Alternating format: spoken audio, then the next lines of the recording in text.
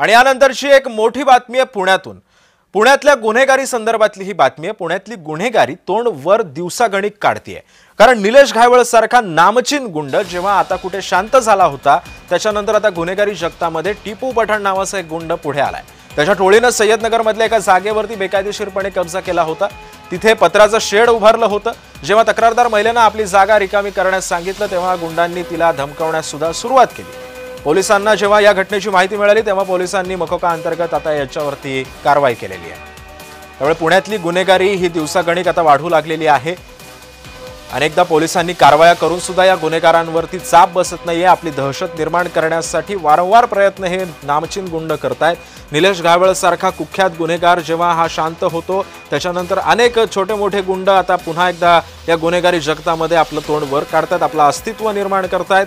सर्वसामान्यांवरती दहशत पसरवली जाते। राजकीय वरदहस्तामुळे सुद्धा या सगळ्या गोष्टी सोप्या आहेत असं सुद्धा आता काही सामाजिक कार्यकर्त्यांकडून बोललं जात आहे। त्यामुळे आता येत्या काळामध्ये पुण्याचं नाव आणखी किती खराब होतं हे सुद्धा पाहणं तितकंच महत्त्वाचं ठरणार आहे। पुणे पोलिसांचं या सगळ्या गुन्हेगारांवरती अंकुश नाहीये का वचक बसत नाहीये, यासारखे नानाविध प्रश्न आता प्रत्येक जण विचारतोय। पुण्यातल्या टोळी युद्धावरती पोलिसांच्या कारवाईला सुद्धा आता वेग आलेला आहे। मात्र पोलीस कारवाया करतायत, मात्र अद्याप कोणतीच स्ट्रॉंग ऍक्शन या गुन्हेगारांवरती घेतली जात नाहीये। त्यांची दहशत मोडून काढण्यासाठी, कमी करण्यासाठी पावलं उचलली जातात, मात्र ती दहशत कायम ठेवण्यासाठी हे गुन्हेगार सुद्धा प्रयत्न करतात। आणि या संदर्भामध्ये बोलण्यासाठी माझ्यासोबत असणार आहे सामाजिक कार्यकर्ते विजय कुंभार सर। विजय सर, स्वागत आहे तुमचं जय महाराष्ट्रमध्ये।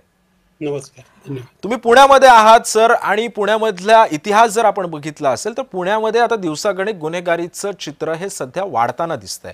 जे एकेकाळी विद्येचं माहेरघर अशी ओळख पुण्याची होती, ती आता गुन्हेगारीचं माहेरघर अशी आता ओळख निर्माण झालेली आहे।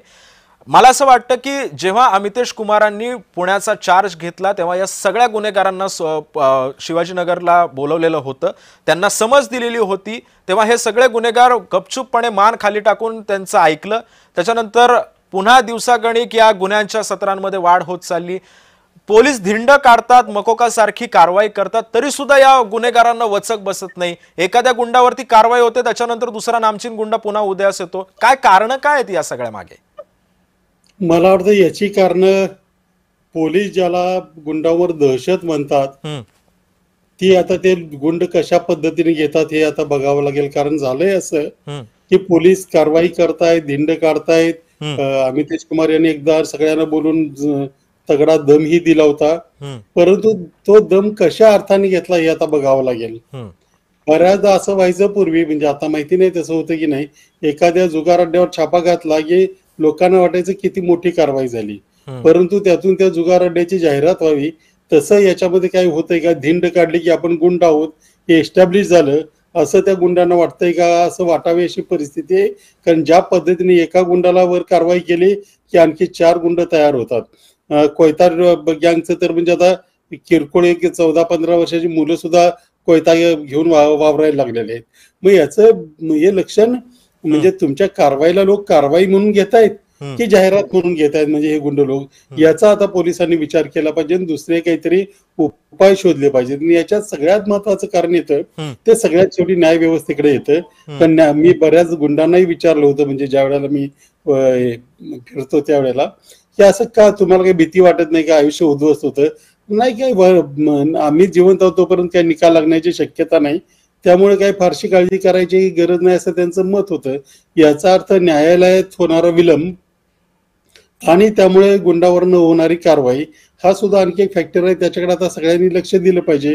विशेषतः पोलिसांनी आपली कार्यपद्धती बदलली पाहिजे। पोलीस हे रस्त्यावर दिसले पाहिजेत।